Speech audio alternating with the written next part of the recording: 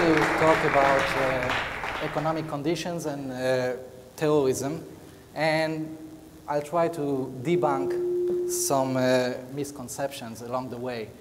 So the link or the relationship between economic conditions and terrorism, or should I say, is there a link between economic conditions and terrorism? In order to study whether or do economic conditions affect terrorism, we will go over 4 different questions. And going through each of those, I hope that you will learn something new and something that is maybe quite different than what you thought you knew already. First question is basically, what are the economic characteristics of individual terrorists? Who are they? The second question looks at macroeconomic conditions and whether worsening macroeconomic conditions can change the level of terrorism, reduce or increase the level of terrorism that we suffer. The third question looks at economic conditions and the quality of terrorism. I'll talk much more about that later. And the fourth question is whether different types of terrorist organizations could or are affected differently from economic conditions. So the story all starts after 9/11. Obviously, Israel suffered from terrorism for many, many years since its establishment, actually way before that. But as far as I'm concerned, it started in 9/11. I was doing my PhD at Princeton, and at that time, I was actually doing research on completely different topics. And my advisor came and said, you know, you're Israeli, you've been in the military. Do you know anything about terrorism after 9/11? Maybe you can contribute to the understanding of what's going on. And indeed, no one really knew the devastating effects of 9/11 were, for the first time, so big, so important, that people started asking themselves, why? Why are they doing that? What motivates those terrorists? And the immediate answer, or the common wisdom at the time was, you know, they don't have anything to lose. They are so desperate.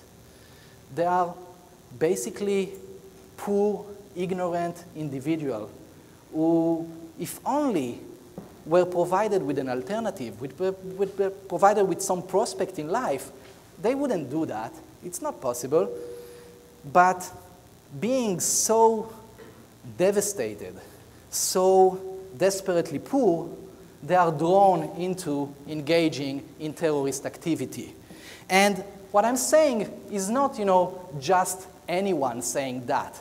When you look at it, that's what basically Bush said just after 9/11. He said basically, we fight against poverty because hope is answer to terror. So he links poverty to terror directly. Now, many people have said a lot of things about George W. Bush.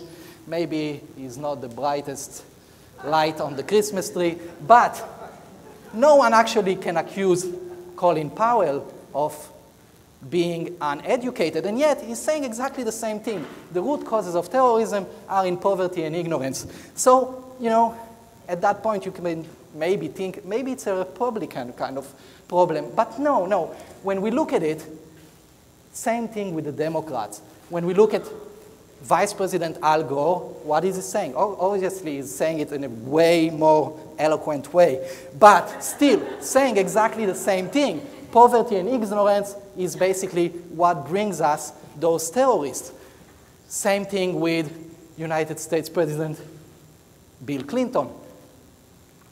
Now, you would think that's one regime, another regime. Barack Obama, exactly the same thing, linking poverty and ignorance to the attackers. Now, one might say, you know, that's all US politicians. They don't know what they are talking about, or just making links that are unsustainable. So we looked elsewhere. British Prime Minister at the time, after 9/11, links terrorism with poverty and deprivation. Now, Israel, you would think they should know better. Here, our current Israeli president former prime minister, defense minister, many other things. Poverty and ignorance are basically what breeds hatred.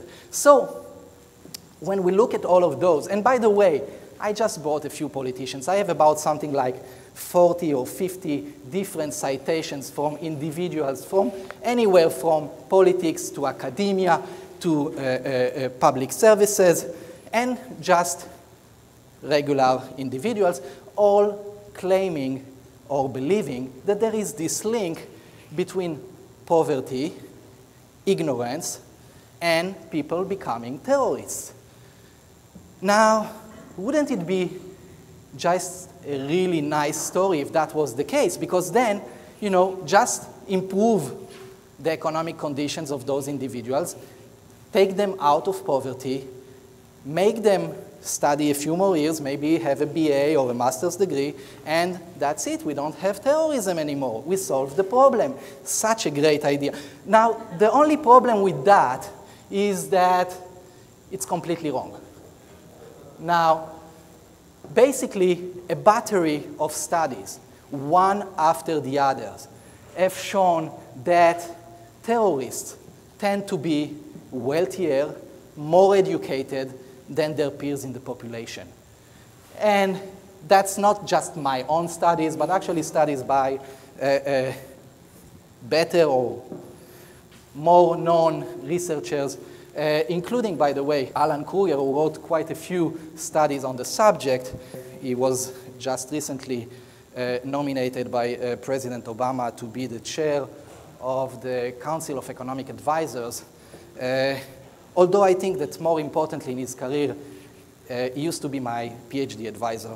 That's way more important. Anyway, the point is, all of those studies have shown one time after the other, looking at Palestinian terrorists, looking at Hezbollah terrorists, looking at Chechenian terrorists, looking at terrorists all over the world, looking at Al-Qaeda in Iraq and elsewhere, those terrorists tend to be well, better educated, much wealthier, and with much better prospects than you would expect. So we have kind of a problem, because economic conditions at the individual level do not seem to affect terrorism. So economists came and said, just a second, what about the Robin Hood model? Maybe terrorists are indeed wealthier and better educated than their peers, but they are doing whatever they are doing because of poverty. Yeah, they do not suffer from poverty. Like Robin Hood was not a poor.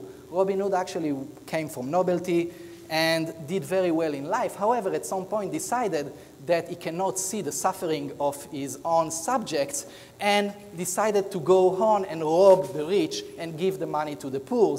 So maybe our terrorists are mimicking the Robin Hood model. They are going and doing terrorist attacks on behalf of the people that are the suffering one. Maybe that's what's going on here.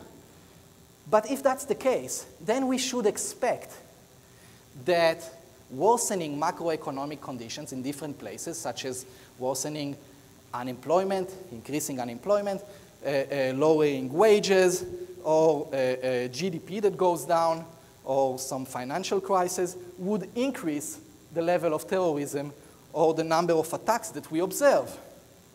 Now, again, we have a problem, because all of those studies and many, many others have shown that GDP per capita, or actually more generally, economic conditions in the perpetrator's country of origin do not seem to affect the number of terrorist attacks.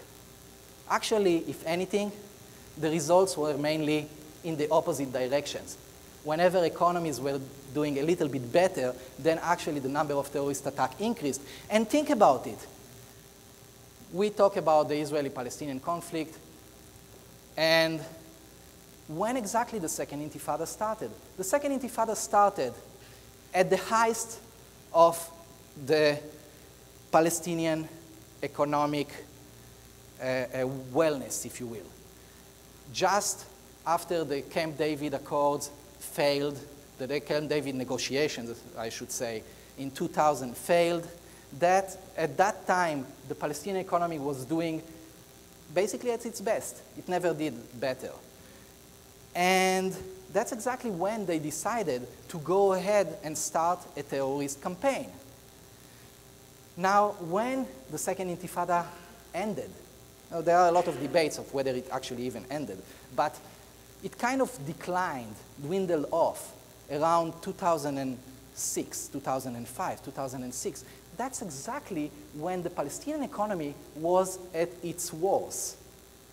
Basically, the poverty level were the highest ever. And that's when they stopped. So it's a little bit counterintuitive if what we believe is going on is actually the Robin Hood model. So at that point, most economists were willing to put it at rest and say, you know, economic conditions probably do not affect terrorism. If they do it completely, actually in the opposite direction. And all of those beliefs that we just had are just misconceptions. But exactly at that point came someone, Ethan Bueno de Mesquita, who wrote a paper on, a theoretical paper, on the quality of terrorism. And what he said, in a nutshell, is, listen guys, you're asking the wrong question. In the case of terrorism, it's probably not a supply-side economy, but a demand-side economy. What do I mean by that? Obviously, every economic transaction has both demand and supply. But the binding constraint sometimes is on the supply side, sometimes is on the demand side. In most labor markets, one could argue that the binding constraint is on the supply side. But in this case, in the terrorism case, maybe it's actually on the demand side. What does it mean? It means that let's assume for a moment that we have an economy in which everyone wants to become a terrorist. Now, if everyone wants to become a terrorist, and the terrorist organization only need a few in order to do the terrorist attack that they want to perpetrate, they will choose the best and the brightest, because those ones are the best ones that are most likely to actually succeed, to complete their mission, less likely to be caught, etc., etc. So, in that case, we shouldn't be surprised that we actually see higher level terrorists perpetrating the attacks. Those were the ones who were chosen. And we shouldn't also be too surprised to see that when economic conditions are basically doing well, or doing worse, it doesn't matter, it does not really affect the number of terrorist attacks, because terrorism, after all, as far as the terrorist organization is concerned, is an ideological, political activity. So when they decide that a terrorist attack is actually something that they should do because they want to spoil a peace accord or negotiations that are going on, because they want to revenge someone, because they want to create or remind everyone that they exist or do some kind of activity, it has nothing to do with economics. However, according to this theory, economics could still be important, because that's what defines whether or no they are able to recruit good quality people. And as I said, it has nothing to do with the economic conditions at the time. Now, what do we mean by good quality people?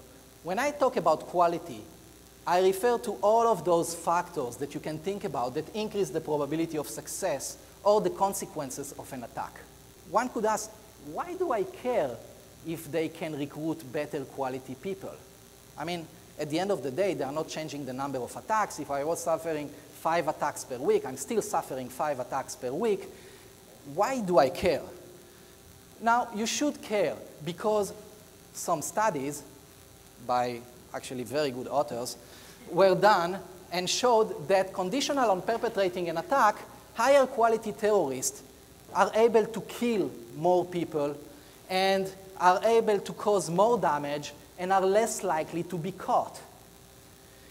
However, we do not know if economic conditions affect the quality of terrorism. We have a theoretical paper by someone who said that it could, but no one really checked the data. So what we decided to do in our study, together with Ephraim Ben Melech from Harvard and Esteban Clor from Hebrew University, is to look for the first time and to see whether economic conditions affect the quality of terrorism.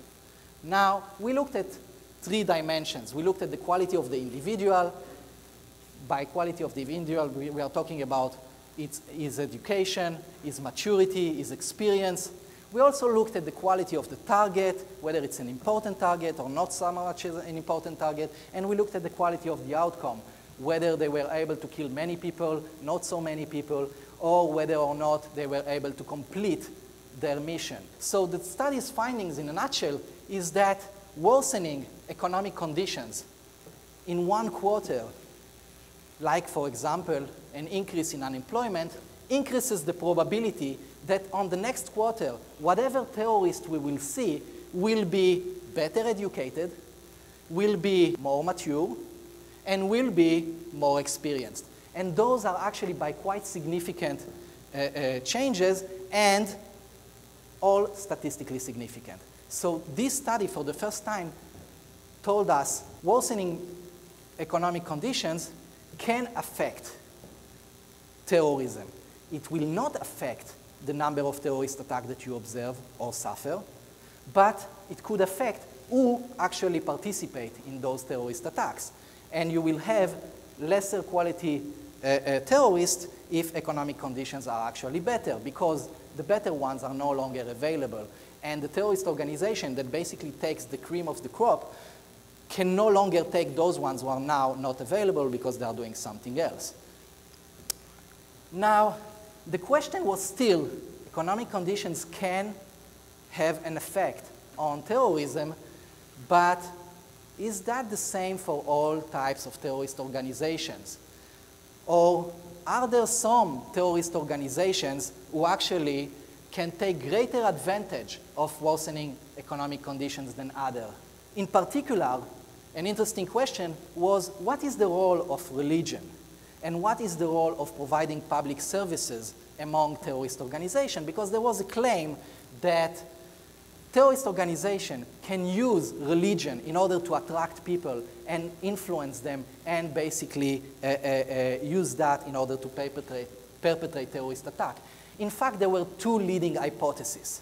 One that said what is really important is whether or not those organizations provide what we call club goods. It's basically public services only to their own members so that they can attract them and create some kind of commitment. And the other hypothesis was that, no, it's all about religion. A religious organization can attract people because if the economic conditions are bad, people revert to religion because they need something to trust and someone to believe in. So our data was actually ideal for testing that. Why? Because we had 3 organizations mainly in Israel, in the Israeli-Palestinian conflict. One is the Hamas. Hamas is a religious organization that offers public goods, public services that we call club goods. The Fatah is a secular organization that do offer public goods, but not exclusively. Basically, if you are a Palestinian, you can go to and use those services given by the Fatah. And the Palestinian Islamic Jihad is also a religious organization, but doesn't provide any public services of any kind, besides terrorism, if you consider that a public service. The results are that when we looked at religion by itself, we divided the organization between the religious one and the non-religious one. And what did we find? We find that indeed there is an effect of economic condition, of worsening economic conditions, on the probability that the terrorist comes from a religious terrorist organization. When you see green, it means that actually there is an effect in the direction we thought, and it's statistically significant. Now, what we did, we went one step further. Most studies actually stop there, and they say, oh, religion is the cause. We went one step further, divided the terrorist organization between those that provide public services and those that don't. And what we see is that, no, it's not really religion. When we look at it, Hamas is actually able to perpetrate more terrorist attacks when economic conditions are bad or worsening.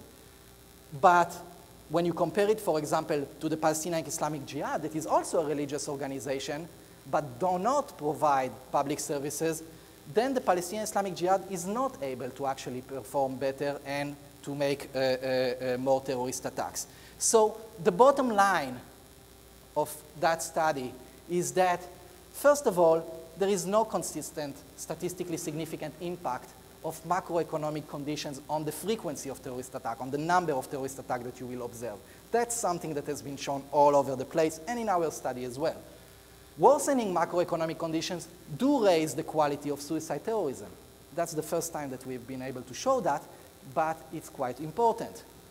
And recessionary conditions do raise the likelihood that terrorists belong to a religious faction that do provide those public services. So, as a final word, what are the policy implications? What can we do about that?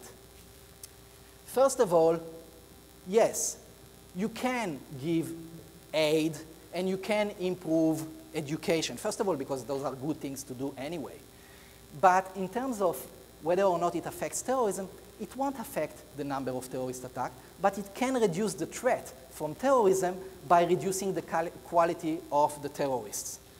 However, when you do that, you need to be very cautious because you need to make sure that it doesn't go to those organizations that have a militant wing, because those organizations will indeed use the aid that you provide them in order to give public services, in order to build hospitals or to put more schools, and will attract a lot of members. But doing so actually creates commitment and help them so that when economic conditions actually worsen, they are able to perpetrate more terrorist attacks, and that's not something we want.